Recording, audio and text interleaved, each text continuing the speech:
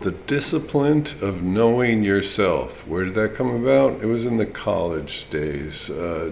He figured he couldn't make a good, roadmap of what he wanted to do in life unless he figured out where he was starting in life. So it was knowing yourself was the first place to start. And in that whole discipline, which he built up quite a bit, there was, a couple of good stories, more than a couple. And one of the first ones was the wild elephant. The wild elephant was one of his descriptions of trying to explain to people that they're not who they think they are. He would refer to it and say, look, what you are is this consciousness. It's not your brain, it's not your body, it's a symbiotic relationship. Think of it as your body is this wild elephant. And you're right back of that wild elephant. And that wild elephant loves you and you love it and you grew up together and everything and you learned how to, walk and talk and everything else and use all of these mechanisms that are available to the elephant. But understand, you are not the elephant. The elephant is the elephant. And you are you. So at a certain point, as you grow up and everything, and you've trained the elephant very carefully and lovingly, hopefully, and say to do this, run a little faster, elephant. And it was fun, because the elephant, wanted to do that. But then there comes a point where the elephant doesn't want to do what you want to do, the conscious. You're sitting up there and you go, don't do that, don't take that other drink. Don't, say something stupid like that. And you go, well, geez, why is the elephant misbehaving? It's because you didn't train the elephant right. And there's the whole problem. You think you're in charge?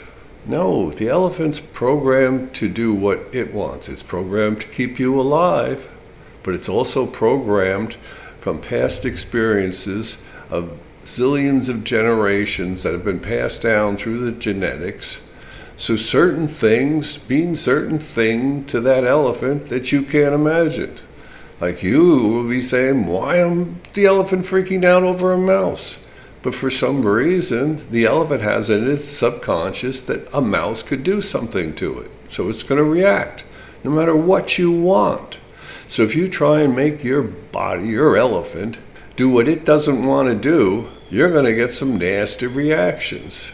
And if you don't think that, this elephant has its own mind, I'll give you two little things. You say you've got a mind up there? Just try and hold one thought. One thought. When I mean one thought, either a picture or word, just one thing for 1 minute. Block everything else out and see if you can get through that minute. If you can, you've got pretty damn good control over your brain part. And the other part is your muscle parts. That is all programmed and you have no control over it.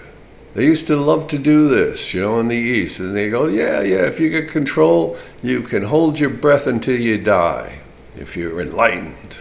Of course, nobody can hold their breath till you die. If you get good enough to hold your breath where you pass out, your body shuts you off and says, nope, I'm going back to breathing again. Sorry, stupid. I got my little programs. So you're not in charge. You have to learn how to make the elephant work for you. You have to deal with the elephant. The elephant is always in control of a lot of areas that you cannot make the elephant do what you want. Understand that. And then you can ruin the elephant. You can spoil the elephant. You can mistreat the elephant, make it revolt, by poisoning it, by drinking or drugs or something like that. The elephant will revolt, by doing bad things. You cause all kinds of chemicals to be released in your brain. So what do? You react differently than you would have thought you would have reacted. So learning your elephant is the most important thing. What your body and your brain and your conscious know together is right or true is what it comes down to.